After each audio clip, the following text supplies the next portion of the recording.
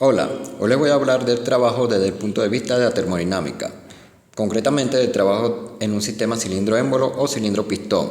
Lo voy a hacer al proponer una solución para el ejercicio 4.8 del Sengel, séptima edición.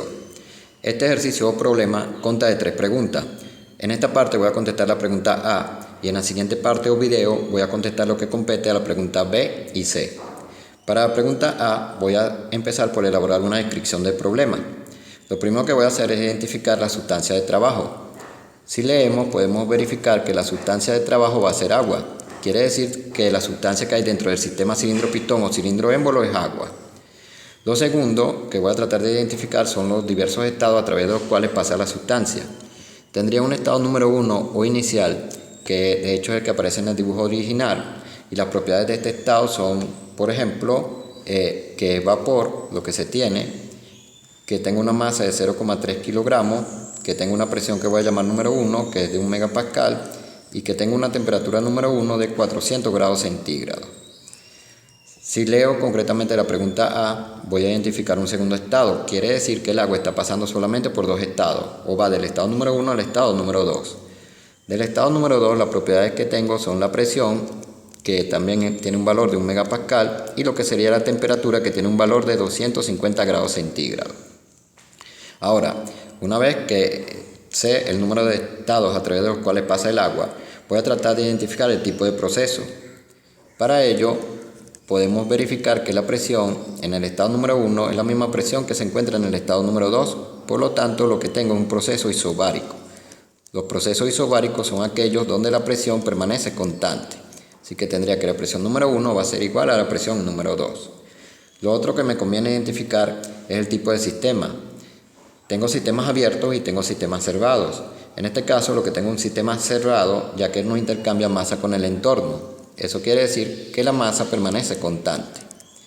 Una vez que he identificado los estados y sé la sustancia de trabajo y el tipo de proceso, me conviene verificar qué tipo de trabajo se está realizando en el sistema. Debo recordar que tengo varios tipos de trabajo. En este caso tendría lo que se conoce como trabajo de frontera móvil, que se representa por W sub B y que viene dado por la integral del volumen número 1 hasta el volumen número 2 de la presión por el diferencial de volumen. Ahora, ¿cómo sé que es un trabajo de frontera móvil? Debo recordar que el trabajo de frontera móvil sucede cuando la frontera del sistema cambia. Para ello, voy a trazar una línea punteada que va a representar la frontera del sistema, tanto en el estado número 1 o inicial como en el estado número 2 o final. Supongamos que trazo una línea punteada de esta manera en el estado número 1 y una línea punteada en el estado número 2. Como pueden observar, en el estado número 2, que lo dibujé yo, el volumen es menor que en el estado número 1. Quiere decir que el pistón o émbolo se mueve. Este es el que representa al pistón o émbolo.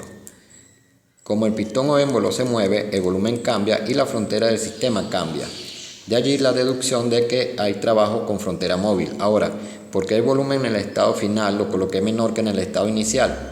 Lo hice porque se dice que el vapor se está enfriando. Y cuando el vapor se enfría, su volumen disminuye. Por eso el volumen 2 lo coloqué menor que el volumen número 1. Hay un dato muy interesante y corresponde a los topes. Los topes son estas orejitas que se ven acá. Dice que cuando el pistón se encuentra en los topes, el volumen que hay dentro del sistema cilindro-émbolo cilindro-pistón es 60% del volumen inicial. Ese dato lo podemos anotar como volumen de los topes igual a 0,60 el volumen número 1. Para finalizar la descripción tendríamos que anotar la pregunta. Concretamente lo que deseamos es determinar el trabajo. En este caso el trabajo de frontera móvil, que es el tipo de trabajo que está sucediendo o que ocurre en ese sistema. Ahora vamos a analizar lo que serían las ecuaciones. Tengo una sola ecuación para el trabajo, que establece que es igual a la integral del volumen número 1 hasta el volumen número 2 de la presión multiplicando el diferencial de volumen. Y aquí es donde es importante el tipo de proceso. Como el proceso es isobárico y la presión permanece constante, puede salir de la integral. Entonces me queda la presión multiplicando la integral de volumen 1 hasta el volumen 2 del diferencial de volumen. Al solucionar esta integral, voy a obtener definitivamente que el trabajo en un proceso isobárico va a ser igual a la presión multiplicando el volumen final menos el volumen inicial. Y esta ecuación la puedo utilizar siempre para determinar el trabajo en un proceso isobárico.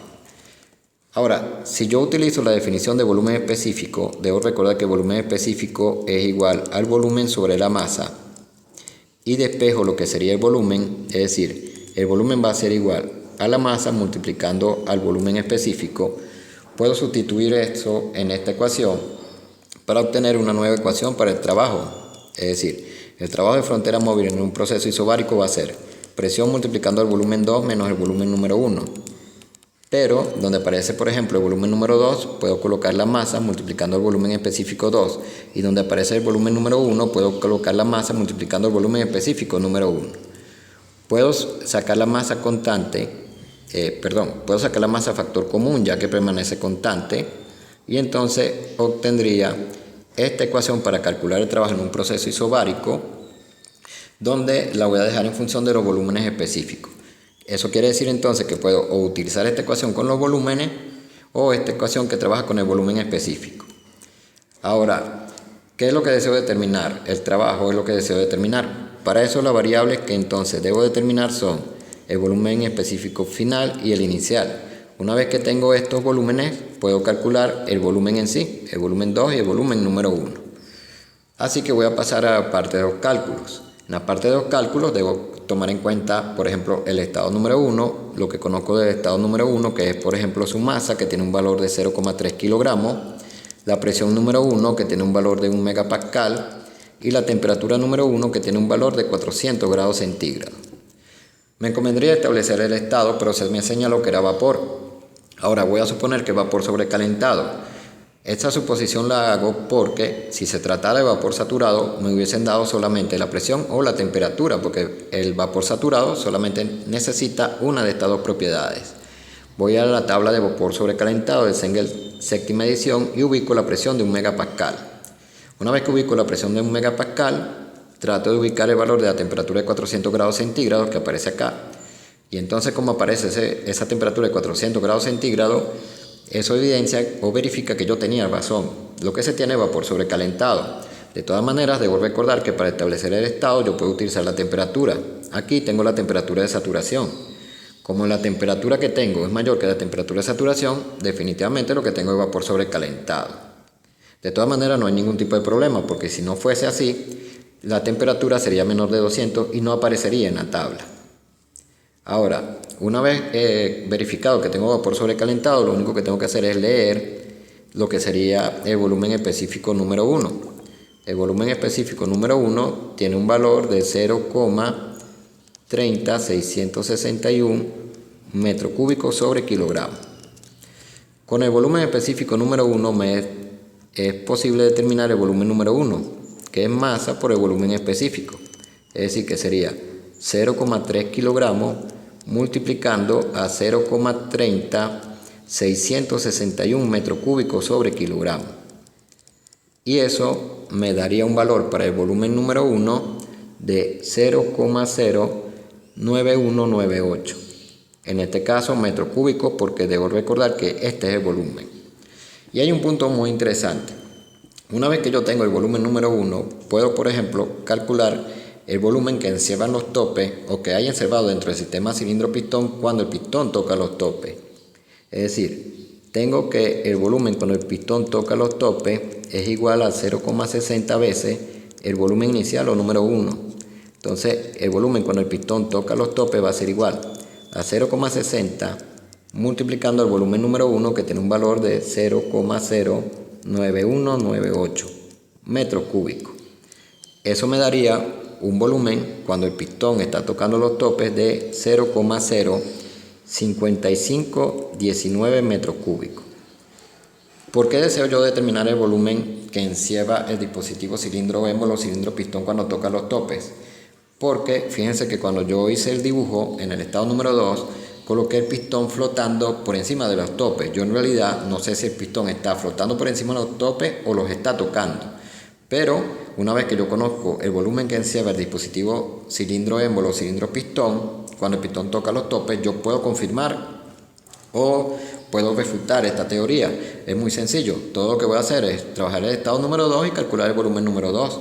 Si ese volumen número 2 da mayor que el de los topes, entonces yo tenía razón y el pistón se encuentra flotando por encima de los topes. Para eso vamos a lo que sería el estado número 2, donde conozco la masa, que tiene un valor de 0,3 kilogramos. Conozco lo que viene a ser la presión, que tiene un valor de 1 megapascal, debo recordar que permanece constante, y tendría el valor de la temperatura, que es de 250 grados centígrados. Ahora, en el estado número 2, no sé si tengo vapor sobrecalentado, vapor saturado, una mezcla líquido-vapor. Puedo establecer el estado por los métodos que ya conozco. Yo voy a suponer que el vapor sobrecalentado, voy a ubicar la presión de 1 megapascal, y acá me aparece la temperatura de 250 grados centígrados. Quiere decir que efectivamente lo que tengo es vapor sobrecalentado. De todas maneras, debemos recordar que lo que tengo anotado acá es la temperatura de saturación. Como la temperatura que tengo es mayor que la temperatura de saturación, sí, tenía razón, lo que tengo es vapor sobrecalentado. Ahora ubico el valor de volumen específico. Tendría un volumen específico número 2 con un valor de 0,23275 metros cúbicos sobre kilogramo. Una vez que tengo el volumen específico número 2, entonces es posible para mí determinar lo que sería el volumen número 2, que va a ser igual a la masa multiplicando el volumen específico 2. Eso quiere decir que va a ser 0,3 kilogramos multiplicando a 0,23275 metros cúbicos sobre kilogramo. Y con eso voy a obtener que el volumen número 2 tiene un valor de 0,0698 metros cúbicos. Ahora, si ustedes se percatan, el volumen número 2 me está dando mayor que el volumen que encierran los topes cuando el pistón está tocando los topes. Por lo tanto, yo tenía razón. El pistón aún no llega a tocar los topes. Y ya me es posible determinar lo que sería el trabajo de frontera móvil. El trabajo de frontera móvil es la presión multiplicando el volumen 2 menos el volumen número 1. Y también lo puedo expresar como la presión multiplicando la masa por el volumen específico número 2 menos el volumen específico número 1. Puedo utilizar cualquiera de las dos ecuaciones. Vamos a suponer que utilizo la primera. Entonces tendría 1 megapascal, que lo voy a convertir a kilopascal. Esto es debido a que quiero que me dé en unidades de energía, y hay una conversión que yo utilizo para kilopascal. Entonces esa presión estaría multiplicando lo que sería el volumen número 2, que tiene un valor de 0,0698, menos el volumen número 1, que tiene un valor de 0,09198 metros cúbicos. Con esto voy a obtener que el trabajo tiene un valor de menos 22,18 kilopascal por metro cúbico. Ahora, dije que deseaba unidades de energía. Para eso voy a hacer una pequeña conversión que establece que 1 kilojoule equivale a 1 kilopascal por metro cúbico. Y con eso voy a obtener un valor de menos 22,18 kilojoules. Ahora, ¿qué quiere decir este negativo? Debo recordar que según la convención de signo, que por lo general se sigue, el negativo indica que se hace trabajo sobre el sistema. Y esto es importante porque por lo general se nos pregunta si se le hace trabajo al sistema o el sistema hace trabajo. En este caso se hace trabajo sobre el sistema.